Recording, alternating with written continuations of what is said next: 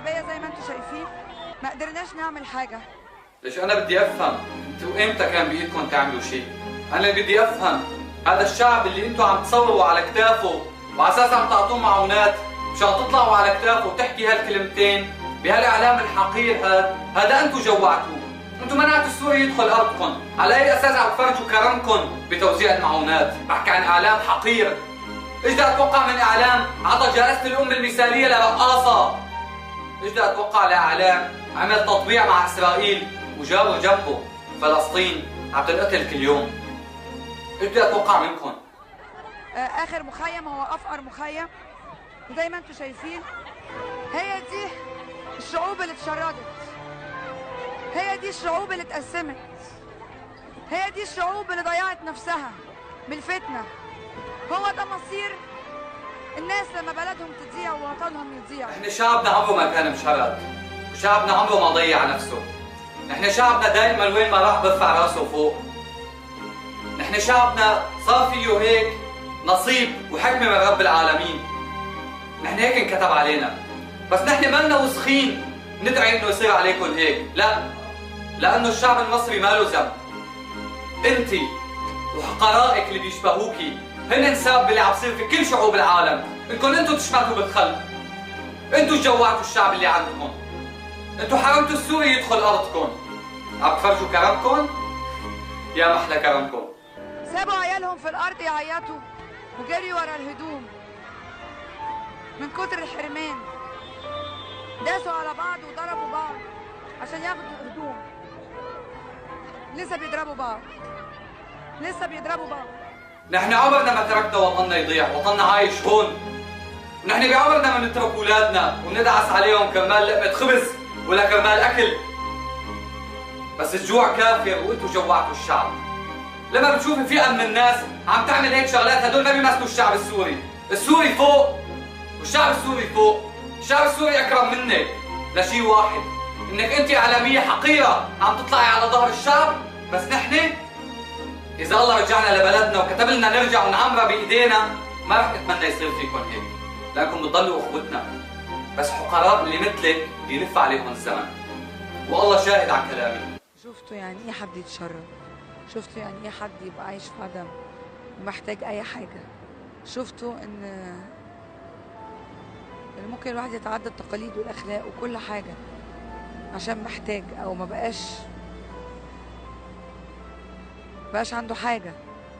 الشعب السوري ما بقاش عنده حاجه. لكن نحن بعمرنا ما تعدينا اخلاقنا وبعمرنا ما تعدينا عاداتنا. لو احتجنا نحن ما بنحتاج منكم، نحن قلنا الله.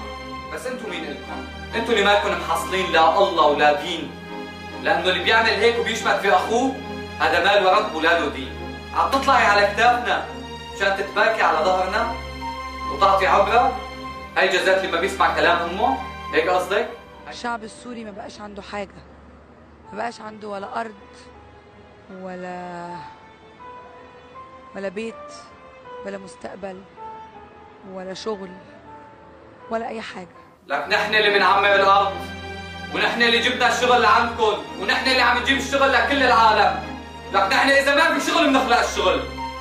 نحن شعب بيبني حاله، نحن شعب عدى علينا كل شيء وانتوا واقفين عم تتفرجوا علينا. نحن عدى علينا القذائف وعدى علينا الصواريخ وعدى علينا كل انواع الحرب، بس لسه نحن فينا طيبه، فينا اخلاق، فينا عادات.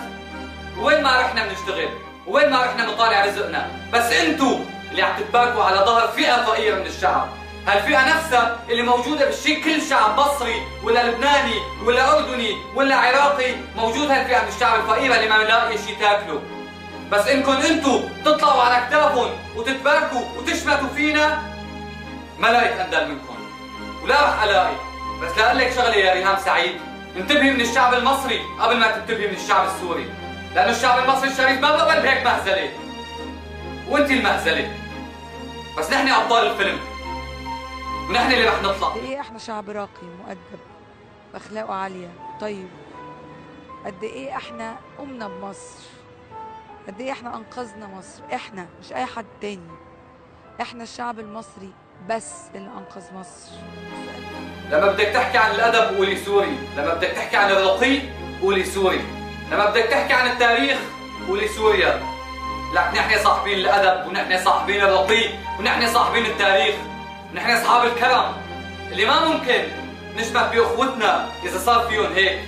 والله لا يكتب على حدا، الله لا يكتب على حدا بأي بلد عربي، لأنه نحن ما بنقبل اللي عم يصير فينا يصير في غيرنا، لأنه بنخاف الله. لأقول لك كلمة بالأخير، السوري وين ما راح برفع راسه، وين ما راح السوري بنرفع راسنا فيه، لأنه بنعرف نحن إيش ربينا وبنعرف نحن إيش عاداتنا.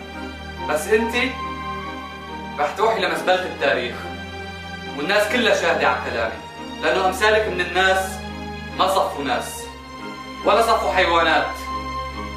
انتوا جنس ثالث ما موجود وما له اسم، لأن ما كانت البشرية تتخيل انه توصل بيوم من الأيام لهيك أنواع من الحقارة لحتى تسميكم تعطيكم اسم.